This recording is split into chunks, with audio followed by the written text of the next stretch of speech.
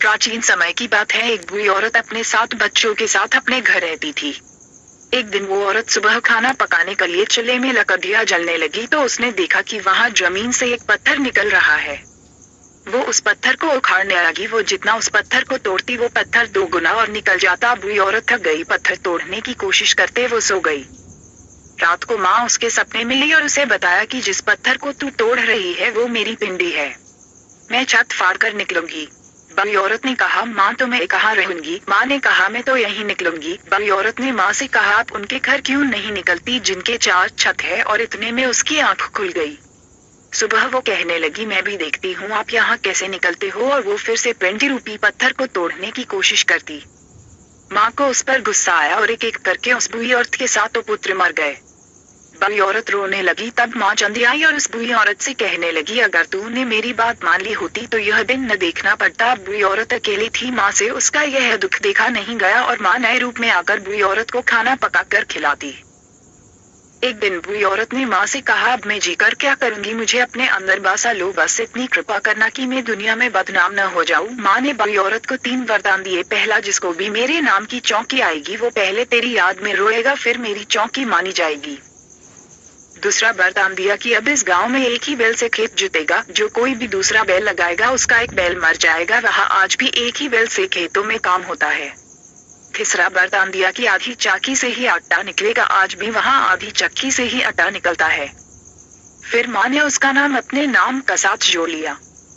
1987 की बात है। ठाकुर कुलबीर सिंह जी की नौकरी मचेल में लगी। ठाकुर जी नास्तिक थे और मूर्ति पूजा को नहीं मानते थे। एक दिन जब ठाकुर जी सो रहे थे तो ठाकुर जी को मंदिर का दरवाजा खुलने की आवाज आई। ठाकुर जी ने सोचा कोई चोर आया है। वो उठे और मंदिर के पास आकर देखने लगे, पर वहाँ अंधेरा होने के कारण वहाँ कोई नहीं दिखा। उनमें से एक सिपाही ने गोली चला दी और वहाँ से चले गए। अगले दिन सभी बीमार हो गए। काफी इलाज करवाने के बाद भी वो ठीक नहीं हो रहे थे। तब ठाकुर जी ने अपनी पोस्टिंग करवा ली और वो मचेल से वापस जाने लगे। पर वो अभी कुछ ही दूर पहुंचे तो वो अचानक गिर पड़े। उनसे हिला भी नहीं जा रहा था। तभी वहां एक बुजुर्ग आया और उसने ठाकुर जी को उठाया और कहा कि तुमसे कोई गलती हुई है, माँ के मंदिर जाओ और माँ से माफी मांगो। यह सुनकर वह उठे और मंदिर की तरफ चल दिए। जब वो मंदिर पहुंचे तो ठाकुर जी ने कहा, अगर माँ आप सच्चे हो तो मुझे और मेरे सिपाहियों को ठीक कर दो। और थोड़ी ही देर बाद ठाकुर जी ठीक हो गए। उन्हें थोड़ी भी दर्द नहीं थी। उनके सिपाही भी ठीक हो गए। इतने में मंदिर में बैठे पुजारी को चौंकी आई और माँ ने ठाकुर जी को कहा कि आज से तू मेरा बच्चा है। तब से ठाकुर जी रोज सुबह मंदिर में पूजा करते हैं। जब से वो ठीक हुए रोज सुबह मंदिर पूजा के लिए जाने लगे। ऐसे ही समय निकलता रहा। एक दिन ठाकुर जी ने अपनी पोस्टिंग करवाने के लिए अर्जी दी, पर माँ का हुक्म से उनकी पोस्टिंग नहीं हुई। उसी दिन वो शाम को माँ के मंदिर गए तो मंदिर का पुजारी को चौंकी आने लगी। माँ ने ठाकुर जी को कहा कि तू मुझे छोड़कर जा रहा है। तो ठाकुर जी ने कहा, माँ मैं तुझे कभी छोड़ नहीं सकता। इतने में ठाकुर जी को भी चौंकी आना शुरू हो गई। ठाकुर जी का समय माँ की भक्ति में निकलता रहा। एक दिन ठाकुर जी को पता चला कि उनकी पोस्टिंग हो गई। ठाकुर जी माँ के मंदिर गए और माँ से बात करने लगे। कहने लगे, माँ मेरी पोस्टिंग हो गई, मैं तुझे छोड़कर कैसे जाऊंगा? मैं आपके बिना नहीं रह सकता। तब माँ ने ठाकुर जी को कहा कि बेटा तू क्यों परेशान होता है, मैं तो तेरे अंग संग हूँ। माँ ने ठाकुर जी से कहा कि बेटा अगर मेरे बच्चे इतने कचट उठाकर मेरे पास आते हैं तो क्या मैं अपने बच्चों के पास नहीं जा सकती? माँ ने ठाकुर जी को बताया कि तू घर जा, मैं तेरे पास आ जाऊंगी। ठाकुर जी ने माँ से कहा, सच में माँ? तो माँ ने ठाकुर जी को कहा कि तेरे घर में किसी छोटी कन्या को चौंकी आएगी और वो अंदर से त्रिशूल उठाकर जहाँ मारेगी वहाँ मेरी मूर्ति निकलेगी। उस जगह को खोदकर मूर्ति निकाल लेना और तब मैं तुम्हारे घर आ जाऊंगी। ठाकुर जी की खुशी का कोई ठिकाना न रहा और ठाकुर जी ने माँ को नमस्कार किया और अगले दिन वो वहाँ से चल दिए। माँ की लीला अपरंपार। ठाकुर जी अपने घर पहुँच गए। ठाकुर जी रोज माँ की पूजा करते। ऐसे ही टाइम निकल रहा था। एक दिन अचानक एक कन्या को चौंकी आए और चौंकी में कन्या ने मंदिर से त्रिशूल उठाकर बाहर जमीन पर मार दिया। ठाकुर जी सबको बता चुके थे कि माँ मुझसे कहा है कि मैं तेरे घर आऊंगी। पूरा गांव देखने के लिए आ गया कि माँ कब निकलेगी। ठाकुर जी ने उस जगह को खोदना शुरू कर दिया और वहाँ पर माँ चंडी के जयकारे गूंजने लगे। बहुत देर तक खोदने के बाद भी वहाँ से कुछ नहीं निकला। करीब 10 फीट गहरा खड्डा खोद दिया था। ठाकुर जी परेशान हो गए।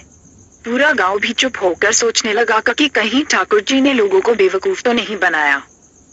ठाकुर जी बहुत दुखी हो गए और वह अपने घर में चले गए।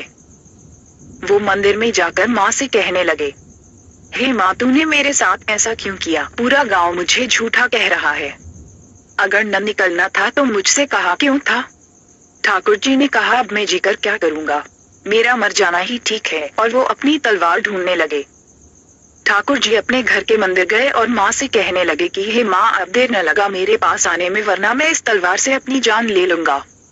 उसी समय वहाँ से 2 फौजी ड्यूटी पर जा रहे थे। उन्होंने लोगों से पूछा कि जहाँ इतने लोग क्यों इकट्ठा हुए हैं? तो उस आदमी ने बताया कि जहाँ माँ चंदी प्रकट होने वाली है। फौजी बोले, हम भी देखते हैं। वहाँ पहुँचते ही एक फौजी को जबरदस्त चौंकी आने लगी।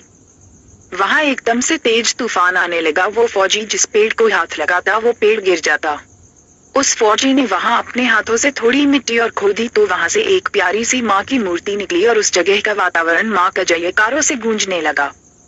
ठाकुर जी ने जब माँ के जयकारों की आवाज सुनी तो वो बाहर गए तो वहाँ देखा कि माँ की मूर्ति निकल गई थी। तभी ठाकुर जी अंदर आए और माँ से कहने लगे कि माँ, मैं इतना पापी हूँ क्या जो आप मेरे हाथों से नहीं निकले? तभी एक कन्या को चौंकी आ गई और माँ ने ठाकुर जी से कहा कि अगर मैं तेरे हाथों से निकल जाती तो लोग कहते कि इसने पहले ही जहाँ मूर्ति रखती होगी और कई तरह की बातें करते। माँ ने ठाकुर जी को वरदान दिया कि तू किसी बीमार पर हाथ रखेगा तो वो ठीक हो जाएगा। और माँ ने कहा कि अब से तू हर साल मेरी यात्रा लेकर मचेल आएगा। तब से ठाकुर जी हर साल माँ की छड़ी यात्रा लेकर जाते हैं।